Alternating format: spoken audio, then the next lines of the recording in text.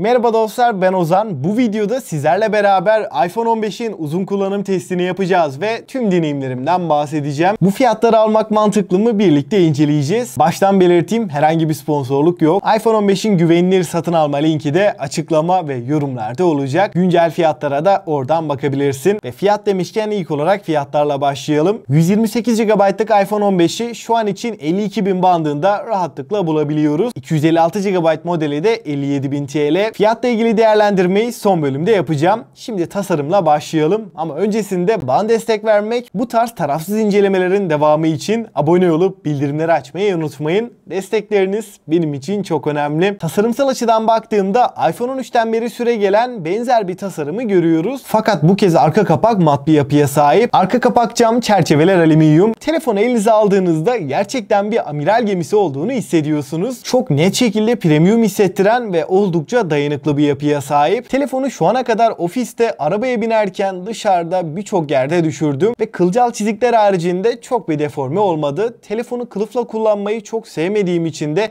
iyi bir test oldu diyebilirim. Bu noktada benden geçer not aldı diyebilirim. Type-C'ye geçilmesi de bence güzel bir artı. Artık diğer cihazları şarj ederken iPhone için ekstradan Lightning kablosu aramakla da uğraşmıyorum. Ve 7.8 mm kalınlık, 171 gram ağırlığı da burada görüyoruz. Evet, çok ince değil ama gerçekten hafif bir telefon. Telefonu uzun süreler, yarım saat, bir saat tek elle kullansam da elimi hiçbir şekilde ağrıtmıyor. Tek elle kullanım kolaylığı da önemli bir artı diyebilirim. Baktığım zaman ekranın her köşesine rahatlıkla erişebiliyorum. Bana sorarsanız bence siyah rengi de cihazı daha güzel hissettiriyor. Çünkü daha ağırbaşlı bir renk olduğundan bir kademe daha premium bir hissiyat yaratıyor. Ekran tarafında da şu anda 16 Pro Max kullanan biri olarak da kalite anlamında geride kaldığını düşünmüyorum. 6.1 inç XDR OLED Full HD Plus çözünürlüğün yanında 460 ppi piksel yoğunluğuna sahip. Maalesef 60 Hz bir panelle geliyor. Fakat HDR10, Dolby Vision, True Tone desteğiyle beraber ekranda renkler, canlılık ve kontrast oranı gerçekten muazzam bir seviyede. Telefonda bir şeyler izlerken, video, dizi, film, içerik tüketirken vermiş olduğu deneyim gerçekten muazzam. Yani iPhone 15 Pro'dan ekran kalitesi olarak bir fark var mı derseniz yok. Tabii ki aradaki en önemli fark tazeleme hızı.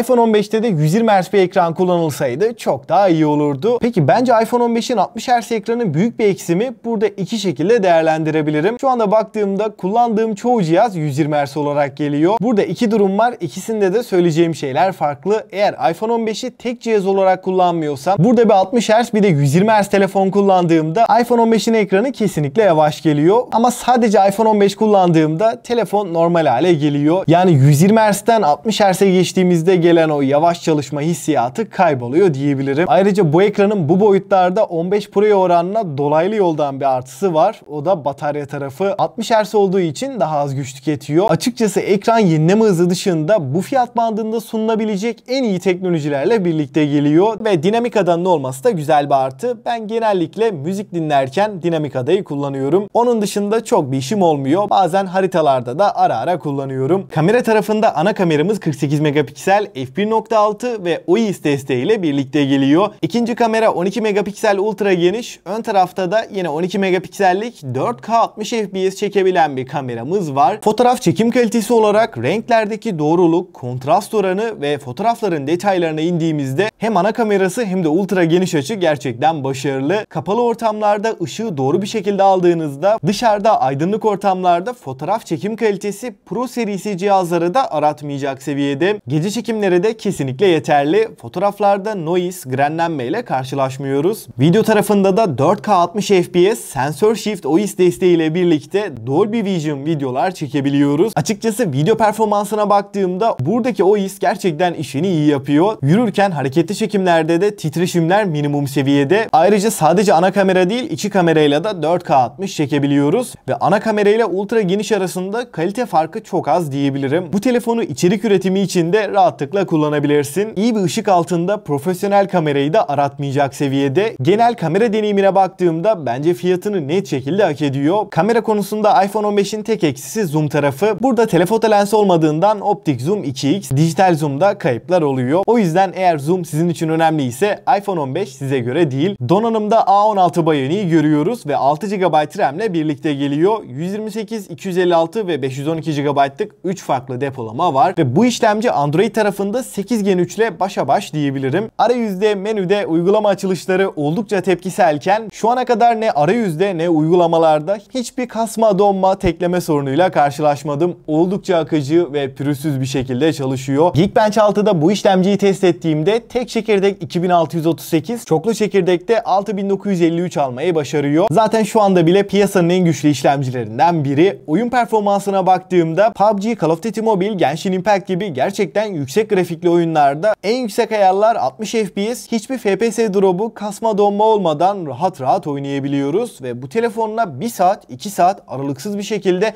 uzun süreler oyun oynadığımda da ısınma konusunda elimi rahatsız edecek düzeylere çıkmadı. Çünkü kasanın termal yapısı iyi, soğutma sistemi başarılı. Burada 6 GB RAM'in artısı birden fazla uygulama kullanırken net şekilde önümüze çıkıyor. 6 GB RAM'in farkını özellikle son uygulamalarda net şekilde hissediyoruz. Uygulama geçişleri ciddi anlamda pürüzsüz. 16 Pro Max'ten iPhone 15'e geçsem bile gündelik kullanımda deneyim anlamında hiçbir fark hissetmiyoruz. Hem oyun tarafında çok başarılı hem de gündelik kullanım için fazla yeterli. iPhone 15 alıp herhangi bir performans kaybı yaşamadan 4-5 yıl rahatlıkla kullanabilirsin. Bataryada 3349 mAh batarya ve 20 Watt hızlı şarj desteğine sahip. Ortalama 1 saat 40 dakikada sıfırdan 100'e şarj edebiliyoruz. Ama ben genelde %20 ile 80 arasında kullanıyorum. Yani 30 dakikalık bir şarj bana bir günde rahatlıkla yetiyor. Bu batarya ile ortalama gündelik bir kullanımda 7 saat ekran süreleri görebiliyorum. 3300 mAh'lik küçük bir bataryaya göre sunmuş olduğu performans bence üst seviyede. Ekranın 60 Hz olmasının tek artısı batarya tarafında. iPhone 15'in bataryası aynı işlemciyi kullanan hemen hemen aynı bataryaya sahip 14 Pro'dan da daha iyi gidiyor. Ve kompakt küçük bir telefon istiyorsak bu boyutlarda 16 dışında en iyi batarya kesinlikle 15'te. Hoparlör konusunda da stereo hoparlörleri görüyoruz ve Dolby Atmos desteğine sahip. Ses yüksekliği, basslar ve tizlerin ayrımı, ses kalitesi olarak da Pro cihazlardan çok bir farkı yok. Yazılım deneyimi de kusursuz seviyede. Arayüz deneyiminden bug'lar, sorunlar olmamasından dolayı da ben gayet memnunum. iOS 17 ile çıktı ve şu anda iOS 18 güncellemesini aldı ve en az iOS 23'e kadar güncellemeleri almaya devam edecek. Hatta A16 Bionic ve 6 GB RAM'i düşündüğümde güncelleme desteğinin en az 6 yıl süreceğini düşünüyorum. Dostlar, şimdi en önemli kısım iPhone 15 tüm artı ve eksileriyle gerçekten almaya değer mi derseniz, bana sorarsam bütçem 50.000 bandında. Hem kompakt, kamera olarak gerçekten sağlam, performans anlamında piyasanın en iyi cihazlarından birini istiyorsan ve 60 Hz ekran senin için sorun değilse iPhone 15 rahatlıkla alınabilir. Genel deneyimiyle düşündüğümde gerçekten dengeli bir telefon. Eğer iPhone 7, 8, X gibi cihazlar kullanıyorsanız iPhone 15'e geçmek çok mantıklı olabilir. 14 ile arada çok fiyat farkı yok ama 16 ile biraz daha fazla. O yüzden ben fiyat performans yönünde de iPhone 15'in gayet başarılı olduğunu düşünüyorum. Peki siz ne düşünüyorsunuz? iPhone 15 sizce alınır mı? Görüşlerinizi mutlaka bekliyorum. iPhone 15'in güvenilir satın alma linkleri de açıklama ve yorumlarda olacak. Oradan rahatlıkla alabilirsin. Bana destek vermek, bu tarz tarafsız incelemelerin devamı için abone olup bildirimleri açmayı unutmayın. Ve aklına takılan herhangi bir soru olursa mutlaka yorumlarda bekliyorum. Bu videodan bu kadar diyelim. Ben Ozan. Sonraki videoya kadar hoşça kalın.